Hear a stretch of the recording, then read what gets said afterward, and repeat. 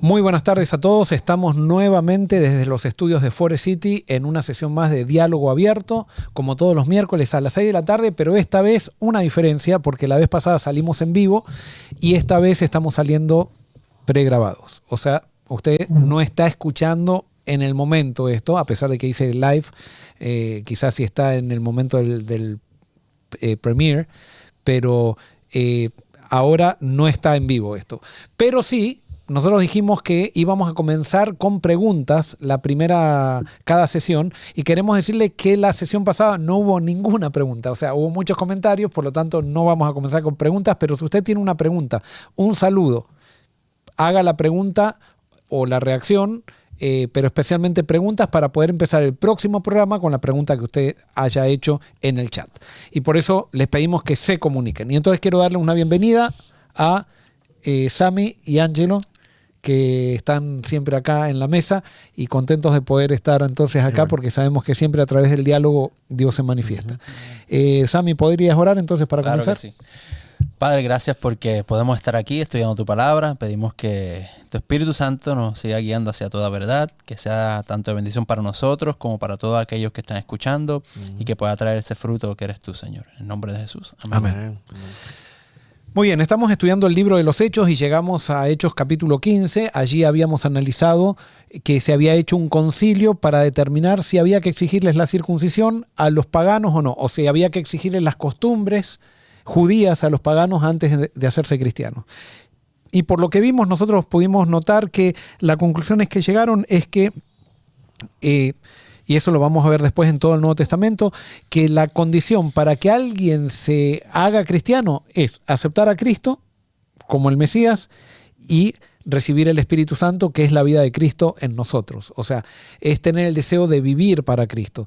Y con eso ya era suficiente, y después se les aconsejaba ciertas cuestiones que tenían que ver con la salud y con las costumbres de cuidar el matrimonio, cuidar a la familia, que recomendaba la Iglesia para que los paganos se abstengan de no romper, digamos, el ciclo que era, no el ciclo, el sistema que es el fundamento de la sociedad, pero que también es el fundamento de la Iglesia, que es la familia.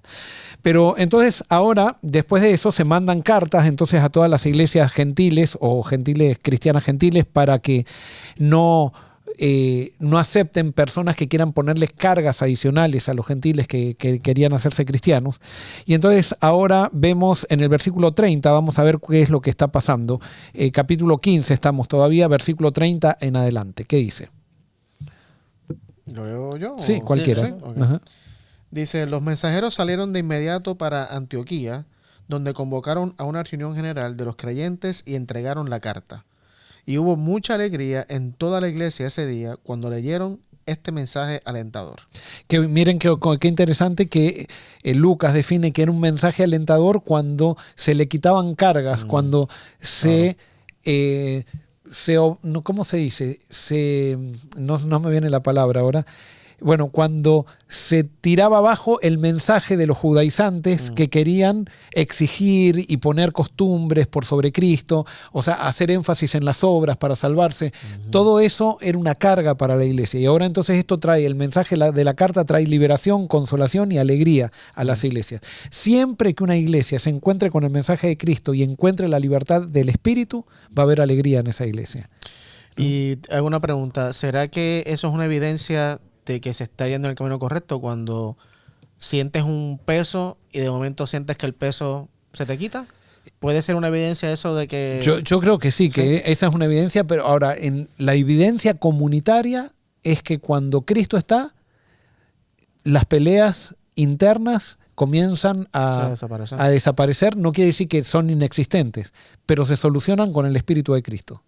En cambio, cuando Cristo no está, las peleas internas dividen, la gente está con rencor, está como la iglesia de Corinto, digamos, cuando perdieron, digamos, la frescura del espíritu, comenzaron todos a pelearse, comienza la competencia, quién tiene más poder, si unos eran de Pablo, otros eran de Apolo, si unos eran de Pedro, y entonces todas esas divisiones las genera Satanás. Pero cuando estamos en el espíritu, todo eso comienza a disminuir de una manera paulatina hasta que llegan momentos que desaparece totalmente. No va a desaparecer para siempre. ¿Por qué? Porque nosotros seguimos siendo pecadores. O sea, es decir, que la evidencia del fruto.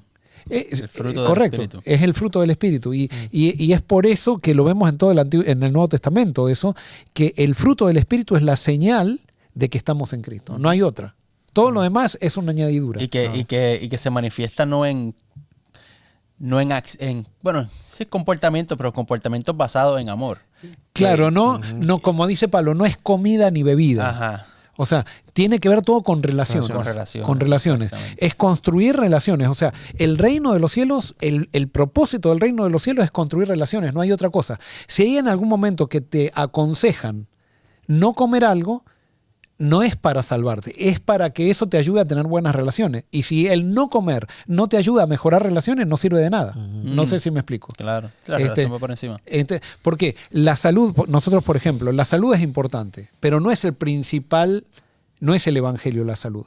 Pero por ejemplo, una persona que está enferma, y ustedes lo habrán notado en la casa, cuando uno está enfermo, cuando uno está...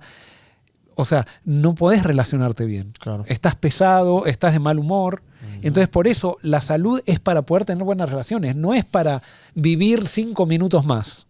O sea, o para que salgamos en la National Geographic y decir, los adventistas viven 10 años más. Claro. Si vivimos 10 años más, es para hacer el bien. No tiene otro propósito. No es para vivir 10 años más y salir en la National Geographic. Exacto. O sea, es para relacionarnos. Sí, claro, o sea, yo puedo vivir 10 años más, pero esos 10 años, ¿cómo los estoy viviendo? Ser un ¿En amor diablo. o ser...? Sí.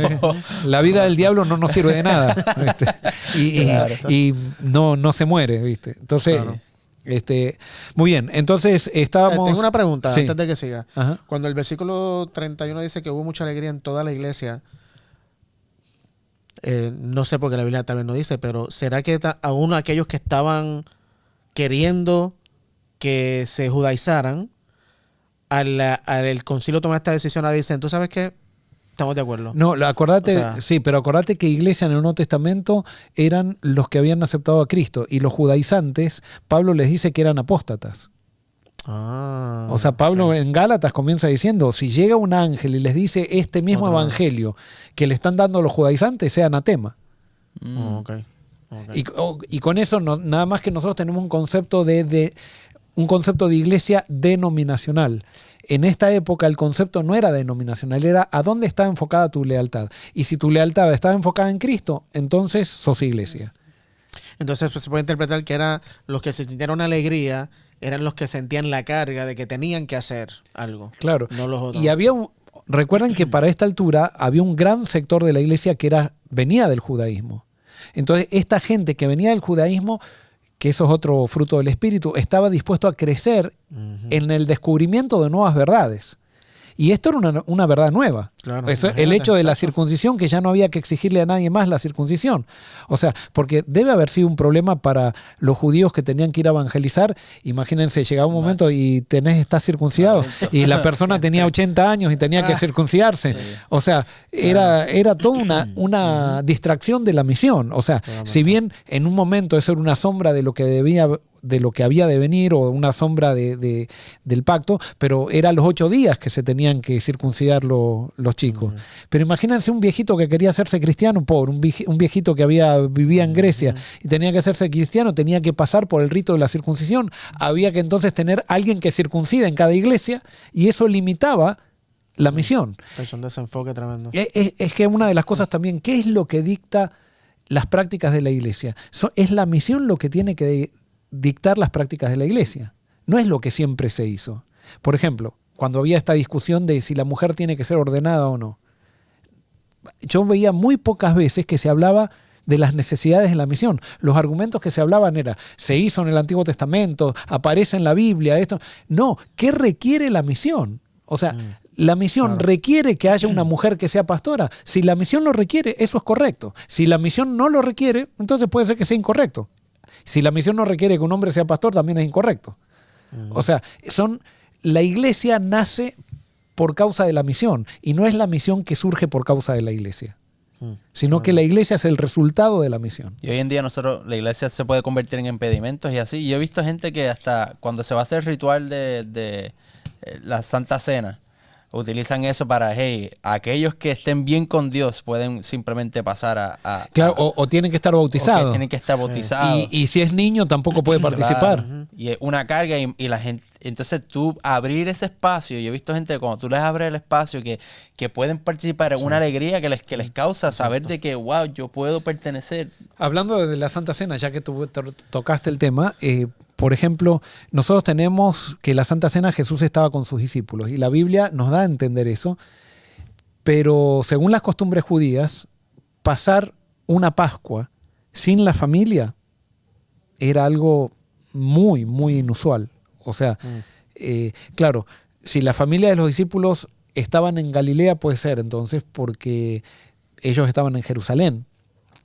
Pero de acuerdo a las costumbres judías, en la Pascua había estaban las familias, estaban los niños, estaban todos en la Pascua. Claro, la Pascua fue en Jerusalén, o sea, y entonces puede ser que como los discípulos la mayoría eran de Galilea, entonces todas las familias habían quedado en Galilea y por eso Jesús aprovechó para tenerlos solos por el momento importante que estaban viviendo y para poder instruir a los discípulos. Pero eso de distinguir un chico que no es bautizado porque es niño, no puede participar de la Santa Cena, no es bíblico eso. O sea, está basado en las costumbres. Todos participaban. Todos participaban. O sea, y por eso a veces nosotros tenemos que ver realmente, hay cosas que hacemos sacrosantas cuando realmente son costumbres. Y que no está mal tampoco. O sea, porque no podemos decir porque es una costumbre está mal. No, puede ser una costumbre que es neutra, que no es mala ni buena. Pero no podemos entonces basarnos en una costumbre para decir Dios está en contra de algo nuevo que vaya en contra de la costumbre. Sí, no, y puede terminar no estando en misión, como tú dices. O sea, Ajá. yo al hacer esta tradición efectiva y seguirla, estoy impidiendo que otros se acerquen a Jesús, entonces no sirve para nada. Por ejemplo, también nosotros tenemos una costumbre de que termina la Santa Cena y tiramos el vino en tierra y el pan lo enterramos. Y quizás hay un montón de gente, hay un mendigo afuera que está pidiendo, necesita comer y nosotros tiramos quizás 300 pancitos, los enterramos como símbolo de que eso es el cuerpo de Cristo y hay que enterrarlo. Pero eso es una costumbre también, de ningún lado. Yo creo que Dios se alegraría mucho más que satisfazcamos, ¿cómo se diría? Yo sé puertorriqueño. Sí. que satisfaciéramos el hambre de un hambriento con eso que sobra, en vez de enterrarlo en la tierra, claro, donde nadie lo usa, o quemarlo. No, por eso para mí, el espíritu que está mostrando esta historia, de el estar abierto a lo que el espíritu indique. Uh-huh. Y no estar, ¿cómo se dice? Sujeto a lo que yo he pensado. Yo creo que eso es lo que vemos en todo el libro de los Hechos, ¿viste? Uh-huh. Es este nuevo concepto que viene con la enseñanza de Jesús y cómo es tan chocante, por ejemplo, esto de la circuncisión, de miles de años. Y de momento te dicen, ya no hay que hacerlo, pero tú por miles de años, generación tras generación, lo han estado haciendo. Es chocante tú decir, pues ya no lo voy a hacer.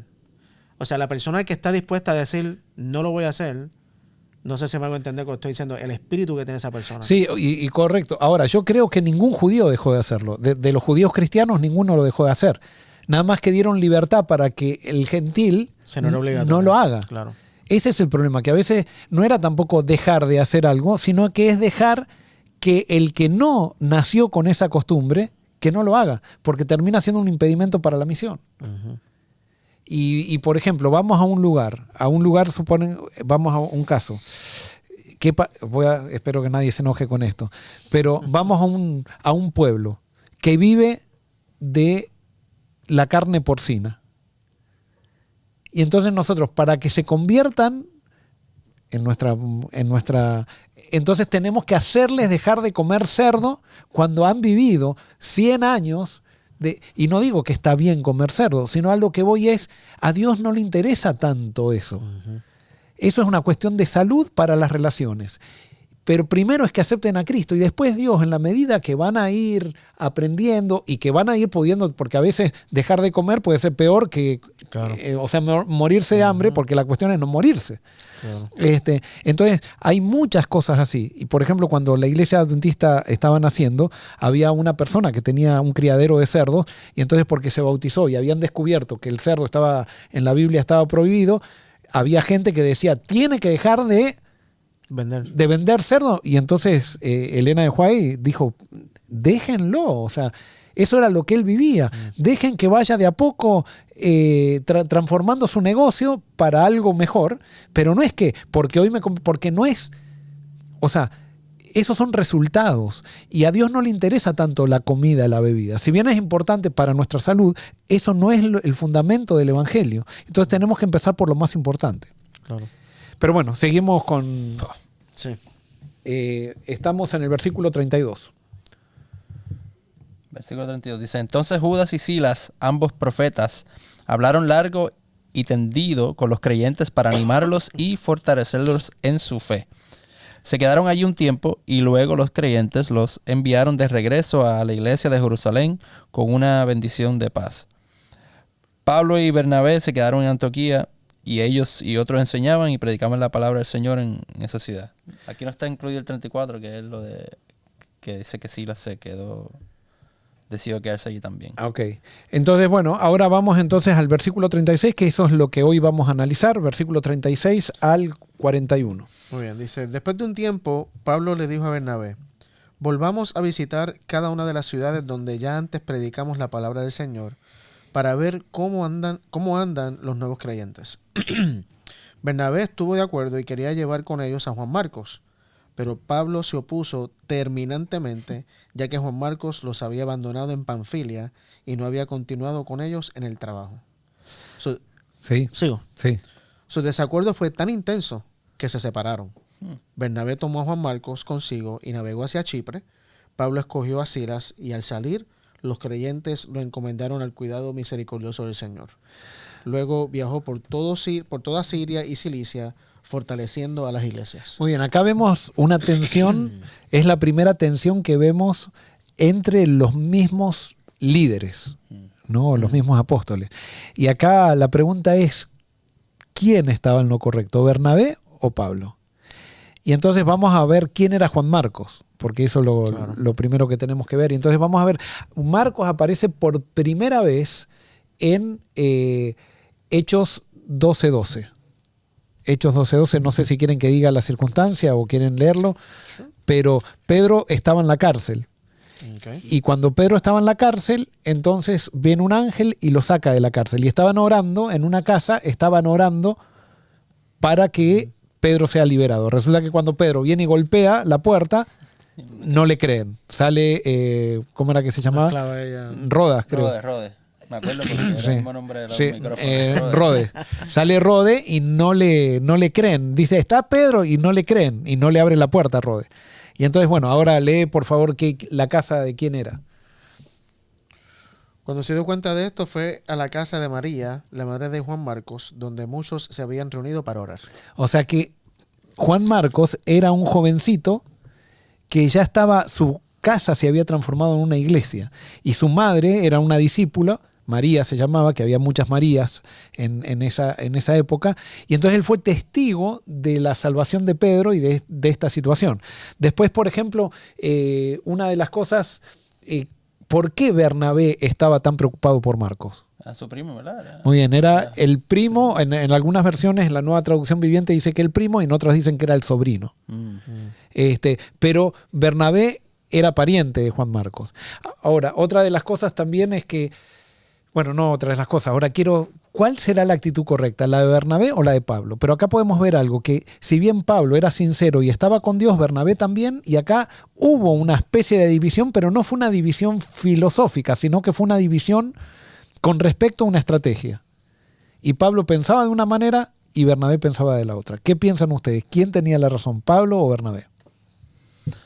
Yo pienso que quizás por la manera en que Pablo luego reacciona, se la doy más a Bernabé, porque puso por encima su orgullo, ¿no? Nos dejó, quizás vuelve a hacer lo mismo y no quiso darle quizás otra oportunidad. En ese sentido, quizás se la doy más a Bernabé. Precisamente por cómo reaccionó Pablo de luego. Yo también pienso que aquí Pablo todavía no estaba muy maduro. Viste, por ahí me equivoco, pero sí, aparte de su inmadurez, porque creo que también fue bueno que Bernabé, Bernabé fue el que acogió a Pablo al principio y lo entrenó, ¿no?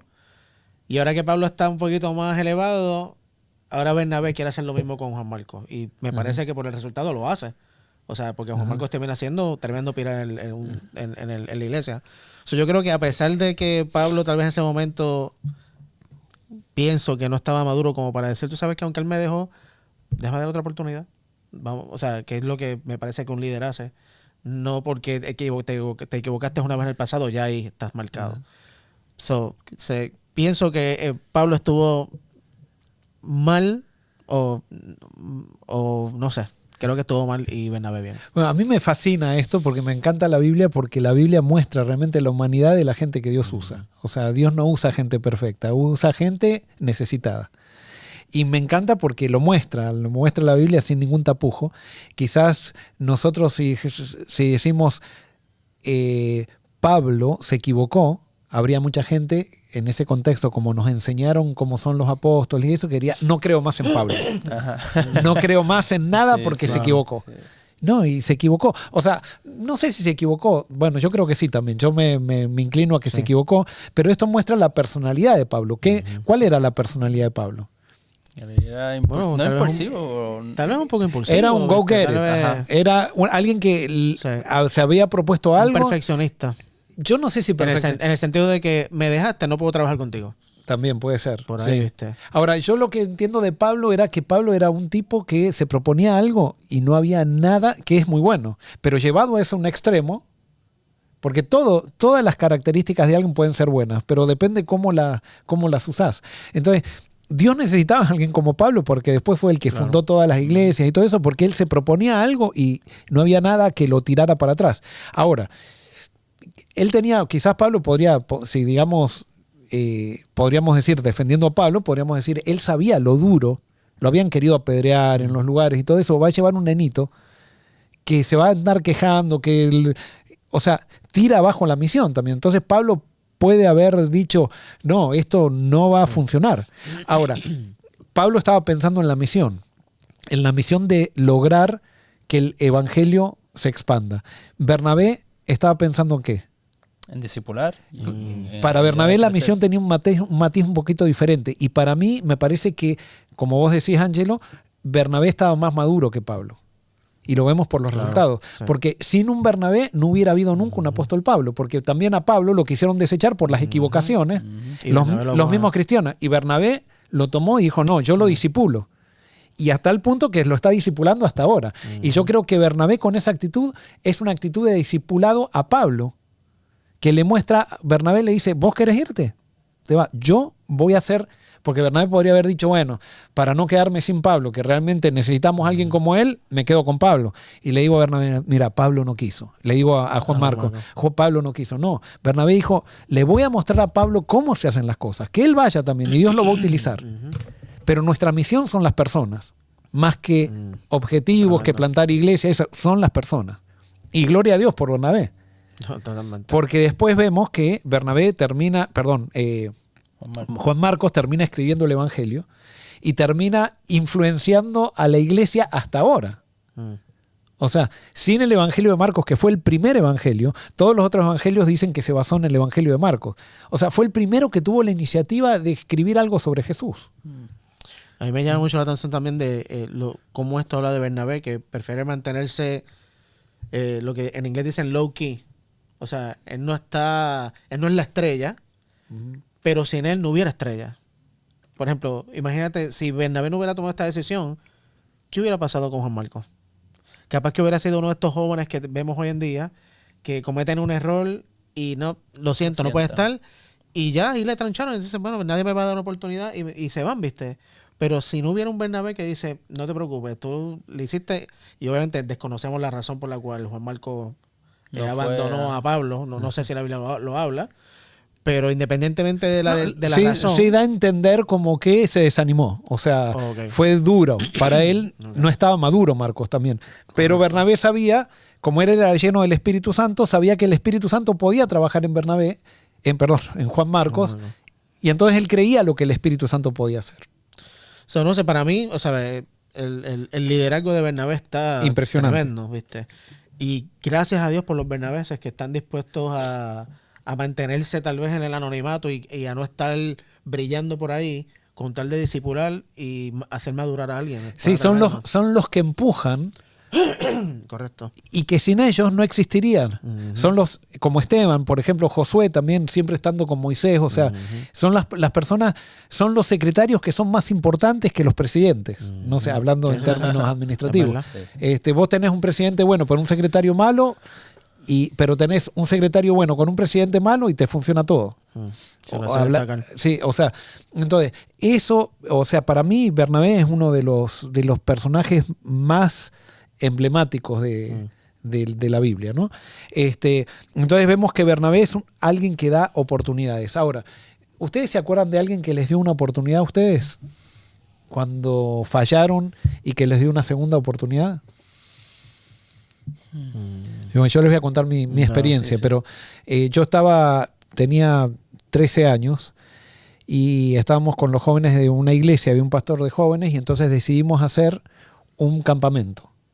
Pero no iba a ir ningún adulto con nosotros, era un campamento organizado por nosotros y pedimos las carpas del Club de Conquistadores y nos prestaron las carpas del Club de Conquistadores. Y cuando estábamos en el campamento lo pasamos muy bien, llovió y después volvimos, guardamos las carpas, o sea, las metimos en un coso, húmedas. Nos habían dicho que las dejemos ordenadas y todo eso y a las 2 semanas estaban todas las carpas podridas. Y nos regañaron, eso pasó, suponete, en diciembre, y entonces en marzo los jóvenes dijimos de vuelta, vamos a hacer un campamento. ¿Y de dónde vamos a sacar las carpas? Y hablamos con el pastor de jóvenes, y el pastor de jóvenes nos dijo, ustedes arruinaron todas las otras carpas, que le vamos a dar carpas nuevas si fueron tan irresponsables. Dice, pero no se hagan problema, yo voy a pedir a la iglesia por ustedes y le vamos a entregar las carpas para que ustedes hagan un campamento. Y él después me dijo, y vos, Joel, yo tenía en ese momento, ahora no, 13 o 14 años tenía, no tenía 13. Y me dijo, vos te vas a hacer cargo, vos vas a ser el director del campamento. Y yo voy a ser el capellán. Y yo fui el director del campamento con 14 años y vinieron 100 jóvenes al campamento. Organicé la comida, el cobro, todo. Y las carpas también. Claro, hice un equipo, ¿no? Y fue un campamento que fue un éxito. Este pastor de jóvenes fue de capellán, ya estaba casado, él con hijo, fue de capellán y yo simplemente él se mantuvo en un costado, nunca me dijo nada, se mantuvo en un costado y me decía, ¿cuándo toca la meditación? Y yo le decía a esta hora y él iba y daba la meditación, pero nunca se metió para decir, yo era el que daba las órdenes, a qué hora se había que acostarse, a qué hora, o sea, con mi equipo. Y fue la experiencia de liderazgo más grande de mi vida que creo que me preparó después para ser pastor de jóvenes y todo lo demás que fui más adelante. Y ahí me di cuenta que Dios me podía usar. Pero la junta anterior nos había machacado tanto la pudrición de las carpas que no nos quería dar una oportunidad. Y gracias a este pastor que rogó por nosotros, dijo, denos otra oportunidad, nos dieron esa oportunidad. Yo lo recuerdo eso como un hito en mi vida. Y a ese pastor estoy totalmente agradecido. Para los que conocen, se llama Osvaldo Galino, él. ¿Está vivo todavía? Está vivo todavía. Para mí fue un referente.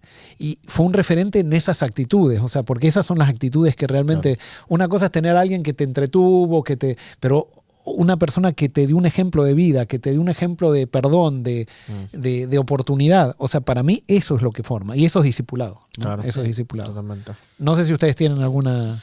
Yo me acuerdo, por lo menos mi suegra fue una persona que impactó mi vida en ese sentido. Yo recuerdo que hubo una época en la iglesia, en un momento que yo decidí irme por situaciones que estaban sucediendo, y cuando la iglesia me dio la espalda muchísimo, ella me llamó y era la que me tenía, no, ven, quiero que vengas conmigo y yo no quería ir para la iglesia más nada. Ella, no, ven, vamos para otra. Especialmente no quería ir para esa iglesia. Y yo no quería saber ya de la iglesia como tal. Y ella fue la que me llamó y me ponía hasta a cantar, a hacer cosas porque en la iglesia ni siquiera me dejaron tocar piano. No, él no puede venir aquí. ¿Por qué? Yo le decía, dame en la cara, díganme por qué. Porque el pastor dijo que no. Pero ¿por qué él no viene donde mí me dice? ¿Por qué ninguno de los ancianos viene? Nadie me dio. Y ella me llevó de la mano y me seguía llevando a hacer ministerio juntamente con ella cuando me estaban cerrando la espalda. cuando me estaban dando la espalda. Bueno, esos son los Bernabés que son los que construyen la iglesia. La iglesia no se construye de proyectos, se construye con personas. Y es en las personas que nosotros debemos invertir nuestro tiempo. A veces, como Pablo, que no era todavía muy maduro, estamos muy enfocados a los objetivos, a cumplir proyectos. Y muchas veces, no digo que este sea el caso de Pablo, pero yo creo que Pablo tenía sus limitaciones, como que las tuvo que ir con el Evangelio, las tuvo que ir superando. Y vemos a un Pablo después al final, por ejemplo, no lo vamos a leer, pero en Filemón 1.24. No, lee vos Filemón 1.24 y vos 2 de Timoteo 4.11. Vos Filemón y vos 2 de Timoteo 4.11. ¿Filemón qué? 1.24. Dice, también los saludan Marcos, Aristarco, Demas y Lucas, mis colaboradores. Muy bien, eso lo está escribiendo Pablo. Y dice que Marcos, que es el colaborador, el que pensaba que no servía para colaborar, se había transformado en un colaborador gracias a quién? A Bernabé. Ahora también Pablo seguía los pasos de Bernabé. Si hay alguien más... Pablo es el apóstol que más impactó la iglesia cristiana, pero si hay alguien que realmente hizo la diferencia, es Bernabé. ¿Y qué dice segunda de Timoteo 4.11? Y aquí también Pablo otra vez hablando. Dice, solo Lucas está conmigo.